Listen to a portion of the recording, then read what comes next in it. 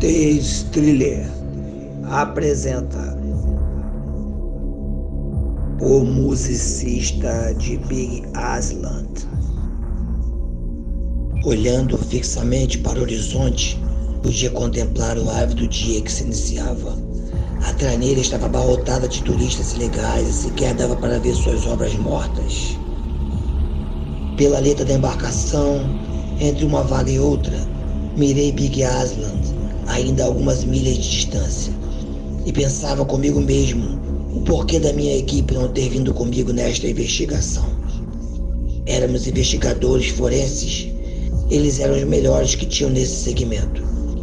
Já havíamos resolvido vários casos, mas ali eu me encontrava só e gostaria de provar a eles que conseguiria resolver aquele caso sozinho e me gabar depois em nossos briefings.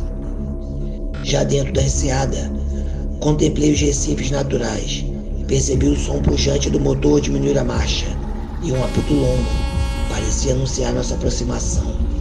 Enfim, havíamos chegado em Abramville, uma pacata região litorânea, onde normalmente atracavam todo tipo de embarcações, e fazia parte da grande Big Island, que era conhecida mundialmente por sua beleza natural. O que muitos não sabiam era que aquele local possuía também uma estatística relevante de desaparecimento de pessoas, inclusive de turistas desavisados, e era aquilo que eu queria de fato desvendar, ou padecer tentando, se fosse o caso. O deck era antiquado, e apesar do ambiente natural rico, a população era aparentemente de pedintes e fisicamente suprimidos, rotos, raquíticos, por assim dizer. Seus olhares eram vazios e sem vida. Iniciei minha investigação já no cais e conversando com um dos capatazes de barcos que lá perambulava.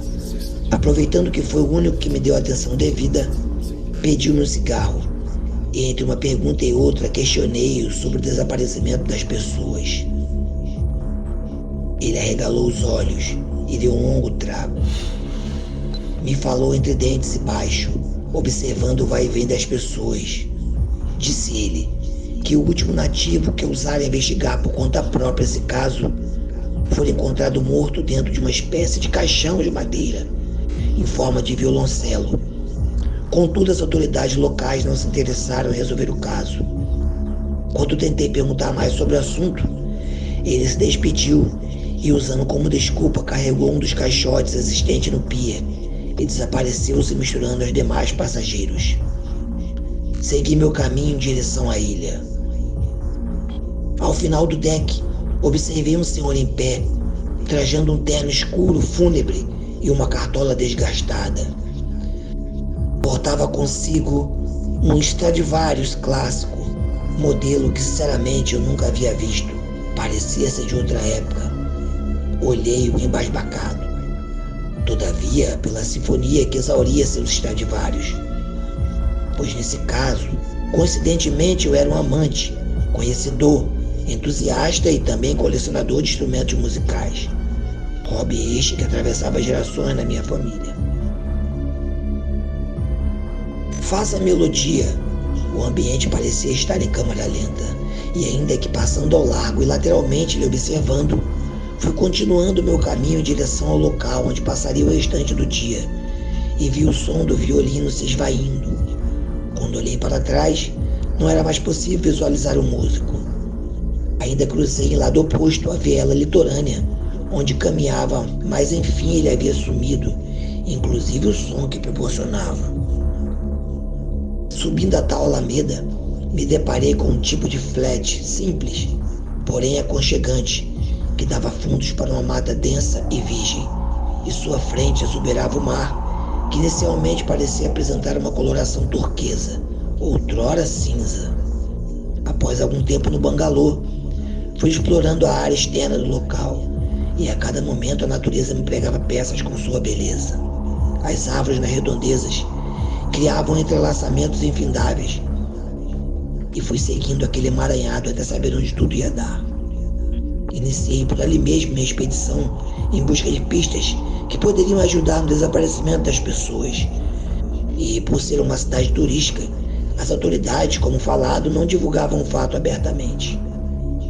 Desci uma trilha margeada de arbustos, me agarrando neles até avistar uma ruína. Entre os galhos do caminho, antes de chegar nela, observei um vulto com o mesmo traje do músico, que vira na praia horas antes. Entre um escorregão e outro, perdi-o de vista, mas consegui vê-lo adentrar a ruína. Chegando enfim em sua entrada, notei que havia à sua volta alguns epitáfios e placas de madeira. Uma árvore seca e curvada debruçava-se sobre a ruína. Em seu entorno, uma pequena cachoeira, e ainda vi vozes que se distanciavam e denunciavam que há pouco havia comparecido ao local. Fiquei um tempo observando aquele templo antigo. Algumas das placas indicavam que aquela ruína outrora fora um hospital psiquiátrico para meliantes. Seguindo as nomenclaturas como mariposas à luz, fui adentrando a ruína de forma que o silêncio se fez mais presente e a iluminação se foi. Liguei uma pequena lanterna que trazia à mão. Havia um vestígio de ossada em alguns cantos e no escuro vi várias celas separadas. Nada do musicista. Por um momento achei ter visto presença humana ou subhumana no local. Travei. De repente senti que não devia ir mais adiante. Estatalei mesmo. Meu ar começou a faltar e dando uma meia volta vi que estava cercado de celas e um zumbido se tornou crescente. Depois, gritos e ao fundo um vulto surgiu no canto. Eu não sabia o certo. Eu estava confuso, mas era o paletó cafona e os contornos da cartola velha. Era assim o musicista, que apareceu rapidamente e sumiu. Era hora de retroceder, mas eu precisava saber o que se passava ali e o motivo de tantos desaparecimentos. Mas não ousei ir adiante. Parecia que estava em outra dimensão, um portal macabro, de forma que quando retrocedi, meu ar começou a voltar e senti os pulmões antes comprimidos, finalmente se expandindo, voltando ao normal. Logo depois, percebi um foco de luz, parecia a saída da ruína ou da caverna, seja lá como for, e por fim, o ar voltou completamente, junto com ele o calor natural do meu corpo, como se lá dentro morto eu estivesse. Apesar de estar fora do local, me senti agora feliz. Contudo, percebi que não saí exatamente da mesma entrada. Havia agora em minha mente e na minha frente dunas em ambos os lados. Uma descida com argila batida até dar no mar. Havia no ar uma espécie de névoa com fuligens, como se houvesse uma queimada constante e, em toda enseada, um lagomar se formava. Não demorou muito, ouvi um som bem afinado de um violoncelo. O som vinha da areia do mar e veio o mesmo músico com o mesmo traje, na mesma posição, ereta, bem concentrado. Parecia não existir mais nada no mundo. Desci as dunas para a areia sem iluminação e fui de encontro a ele. O som ficava mais cativante e, quando me aproximei, vi que ele operava um Cielo Eagle bem conservado. Quando a melodia cessou completamente, eu o aplaudi. Ele nada disse, apenas me cumprimentou, retirando sua cartola para mim com um agradecimento, e depois seguindo sozinho em direção oposta à minha. Fiquei sem entender, mas lhe perguntei: "Onde vai, senhor? Poderia continuar? Eu posso pagar se quiser." Eu estava inebriado pelo som. Ele já estava de costas e parou repentinamente. Virou-se com calma e não consegui ver seu rosto por conta da escuridão do ambiente, pois até o mar agora estava sombrio e o céu nem se fala. Venha comigo e ouvirá todos os mais belos sons que quiser ouvir, mas saiba que não haverá volta." Nesse momento eu estava realmente aquecido a ir com ele, a segui-lo, mas questionei-o: "Para onde, senhor?" E nesse momento ele seguiu andando. e fui a seu encalço. Tudo ficou cada vez mais escuro e com brumas. Não ouvi mais. Me senti perdido e comecei a chamá-lo. Senhor, Senhor, me ajude, estou perdido. Ouvi novamente o som, agora com uma melodia sombria e gargalhadas, som de batidas secas acima da minha cabeça. Não vi mais o musicista naquele momento. De repente, no horizonte, uma claraboia celeste se abriu, ofuscando minha vista, contrastando com o mar sombrio e abrindo caminho sobre as brumas. Eu vi o musicista agora, levitando na claraboia, e realmente ele tinha razão. As melodias mais lindas por mim foram ouvidas vindo de onde ele estava.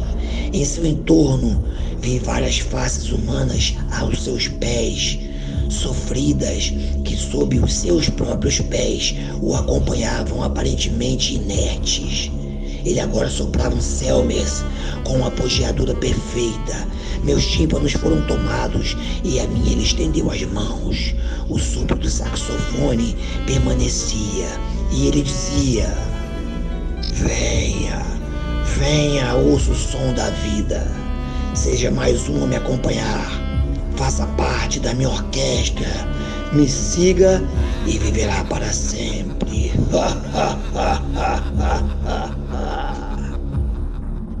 Novamente eu estava aquecido a seguir facilmente com ele. Ele estendiu as mãos.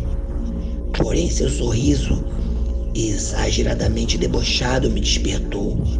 Abri os olhos de verdade. Vi que os pobres faces humanas em sua volta, já escravizadas, lamentaram quando hesitei em seguir. Ele se irritou e passou a esbravejar comigo. Um par de asas gigantescas surgiram crescentes em seu dorso e pares de chifre surgiram em sua cabeça. As faces lamentaram mais ainda, com sons penosos, e a melodia outrora fina e cordial agora parecia uma ópera de drama que dava inveja à peça O Fantasma da Ópera. De olhos fechados, clamei o nome de Deus e de todos os santos que conhecia. Pedi intercessão das divindades do Oriente e o estrondo se fez. Depois de algum tempo ali focado, percebi que ao abrir os olhos, o som da ópera dramática havia cessado, dando lugar à calmaria. A claraboia havia se fechado para sempre. A claridade do céu surgiu, e com ela a incerteza de estar realmente vivo. Me encontrava agora desperto e caído às margens da praia. Ouvia longínquos sons de aves marinhas e marulhos sequenciais. Vi que era dia. Levantei-me, olhei ao redor. Estava só e me questionei se tudo aquilo não passara de um sonho. Porém, uma dor incômoda agredia uma de minhas mãos. A mão que eu havia estendido e ele havia tocado. Ela agora continha uma cicatriz chamuscada, provavelmente no momento em que estendi a mão para aquele meu algoz que claramente me persuadia. Descobri, enfim, onde estavam os desaparecidos, aprisionados para sempre, excomungados sem salvação. Oh, coitados! Eu nada pude fazer a não ser me tornar quase um deles. Retornei para o flat, passei o resto do dia no local. Peguei o primeiro barco de volta no dia seguinte. Naquela noite não dormi. E, frustrado por desta vez não conseguir explicar as aparições daquele musicista, que mensagem ele queria me passar afinal.